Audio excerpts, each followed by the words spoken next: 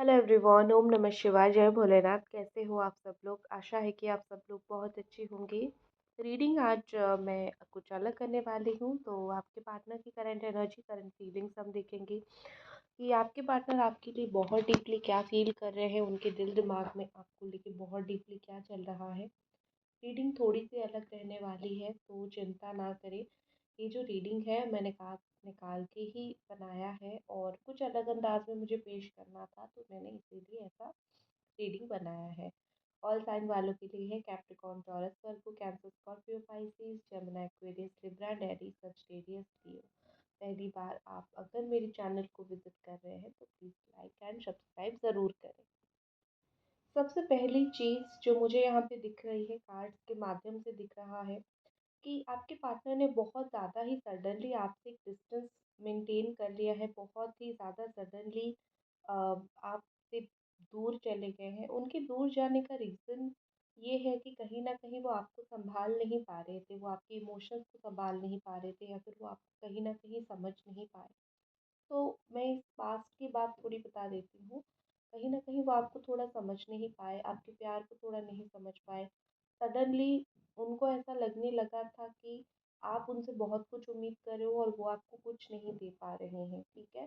या फिर आप बहुत डिज़र्विंग हो, आप बहुत कुछ डिज़र्व करते हो, आप हो ऐसे इंसान जो ज़िंदगी में बहुत कुछ आप डिज़र्व करते हो, लेकिन वो आपको कुछ नहीं दे पा रहे हैं। तो जैसे एक होता है ना कि अपने पार्टनर को कुछ ना दे पाने का दुःख, वो प्यार ना दे पाने का दुःख या फिर वो रिस्पेक्ट ना दे पाने का दुःख, उनके अंदर हर एक चीज़ को लेके बहुत बवंडर सा मचा था। बहुत ज़्यादा ही उनको सोच विचार उनके दिमाग में आया था कि शायद मैं तुम्हारे लायक नहीं हूँ, शायद मैं तुमको प्यार नहीं दे पा रहा हूँ, रिस्पेक्ट इज़्ज़त नहीं दे पा रहा हूँ। लोगों के सामने तुम्हें जिस तरीके से मुझे रिप्रेज़ेंट करना है, मैं तुमको शायद लोगों के सामने उस तरीके से रिप्रेज़ेंट भी नहीं कर पा रहा हूँ। तो शायद मैं ही गलत इंसान हूँ। तो मैं तुमसे बहुत दूर चला जाता हूँ या फिर दूर चली जाती हूँ ताकि तुम अपने जीवन में बहुत खुश रहो। लेकिन उनको ये पता नहीं था आपका जो खुशी है वो उनसे ही है। आप उनके बिना कभी खुश नहीं रह सकते हो।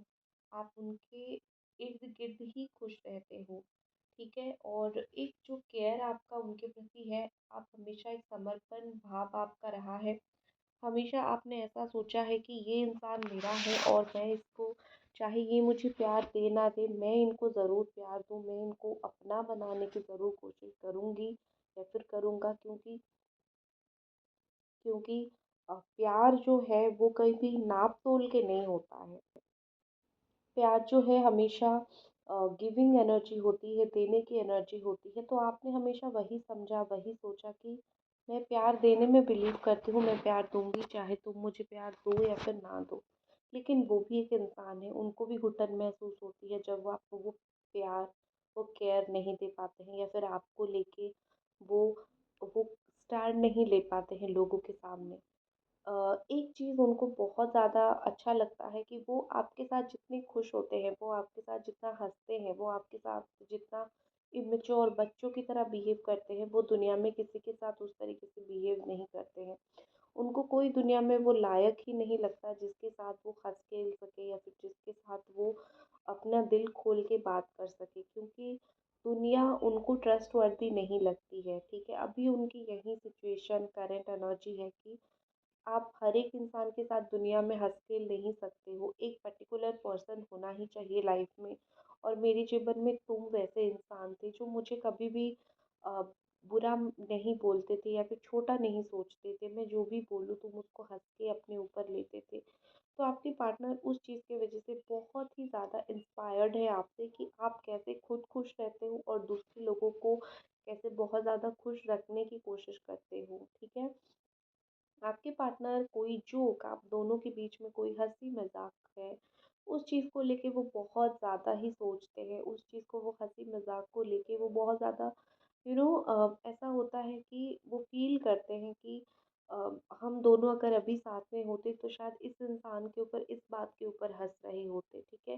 क्योंकि उनको पता है आपकी मेंटालिटी, आपको पता है उनकी मेंटालिटी, और आप दोनों के बीच में एक फ्रेंडशिप का जो बॉन्ड था, वो भी बहुत अच्छा एक फ्रेंडशिप का बॉन्ड बन गया था, ठीक है?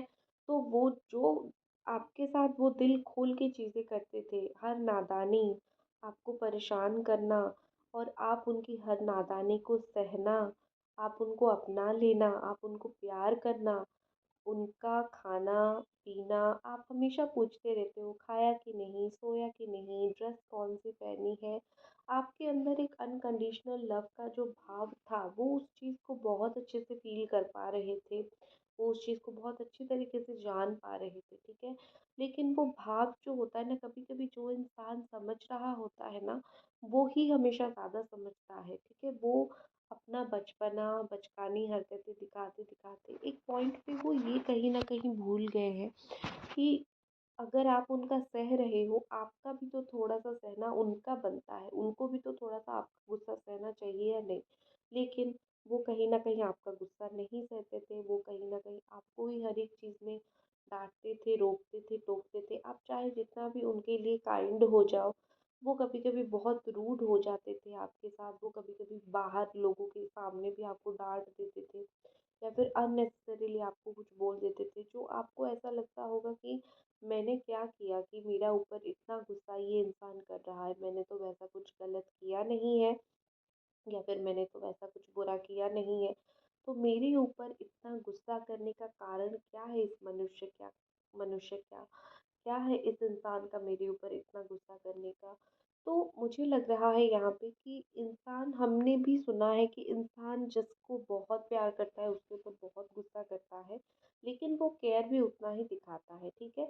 आपके पार्टनर जो है वो गिविंग देना उनके अंदर बहुत कम है, लेना बहुत ज़्यादा है। वो हर एक चीज़ को ज़्यादा लेते हैं। वो चाहे प्यार ज़्यादा लेना हो या फिर नेगेटिविटी ज़्यादा लेनी हो, जो इंसान लेता है, अगर उनको प्यार लेना है, वो प्यार ले लेते हैं आपसे, आपकी एनर्जीज़ ले लेते हैं और अगर उनको नेगेटिविटी बाहर से लेनी है, कहीं से लेनी है, तो उनके दिमाग में मोस्टली चीज़ें नेगेटिव ही आ जाते हैं। तो ये इंसान ऐसे हैं, खड़ूस टाइप के इंसान हैं, ठीक है?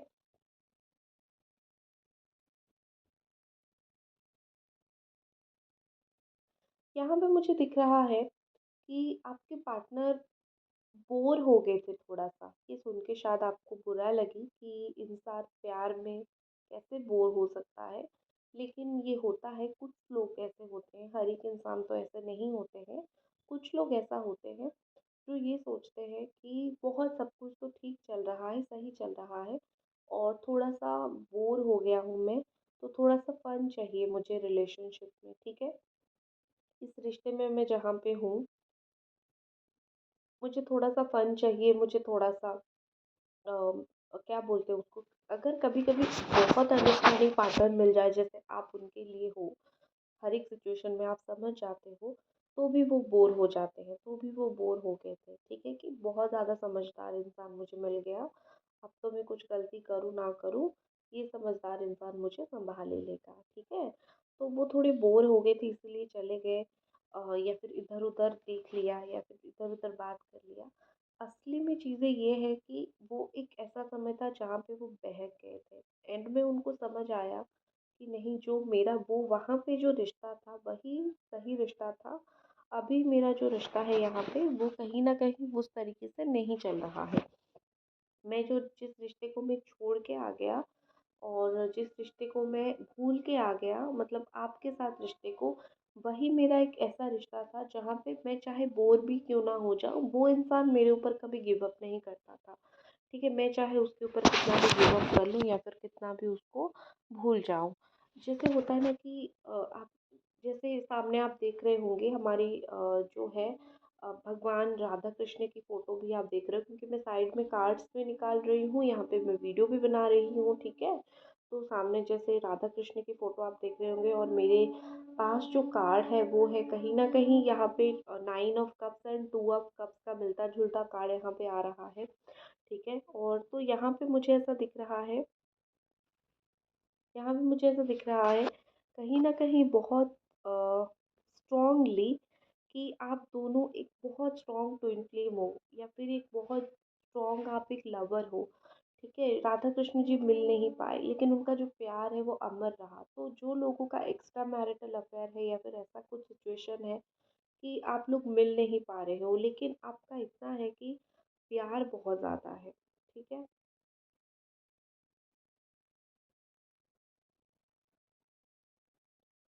देखो, मुझे लग रहा है कि आपको इस वक़्त उनके कंधे पे सर रख के बहुत रोने का मन कर रहा है या फिर अपना दुःख बताने का मन कर रहा है, ठीक है? जैसे ये फ़ोटो में आ रहा है।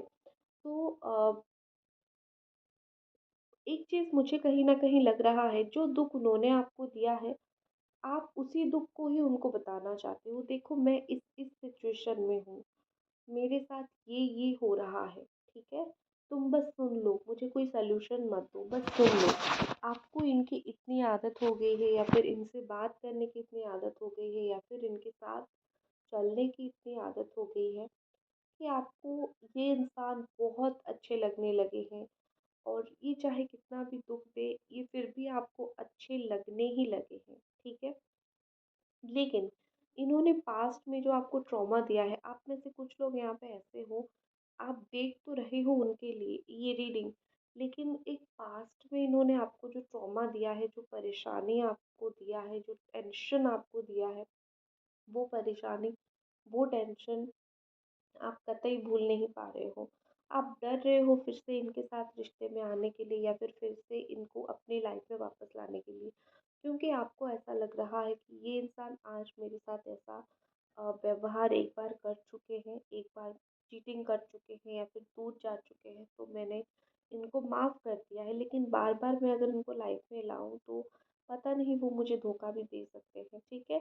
एक आप चाहते हो राधा कृष्ण शिव शक्ति की तरह रिश्ता, लेकिन वो आपकी शक्ति नहीं बन पा रहे हैं, वो आपकी कमी बन रहे हैं, वो बन रहे हैं जो आपको तकलीफ दे रहे हैं, ठीक है? वो आपको प्यार इंसान को स्ट्रॉन्ग बनाता है लेकिन वो आपको वीक बना रहे हैं, वो आपको ऐसे बना रहे हैं जैसे कि आप कहीं न कहीं एक वीकर पर्सन हो, आप कहीं न कहीं बहुत ज़्यादा अ,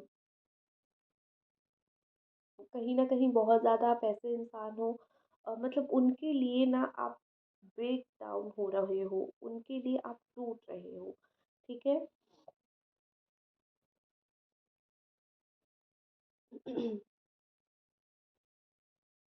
मुझे लग रहा है यहाँ पे कि आपके पार्टनर आपके साथ तो रहना चाहते हैं, लेकिन वो आपको एक कमिटमेंट नहीं देना चाहते, एक अनकमिटेड रिलेशनशिप में रहना चाहते हैं।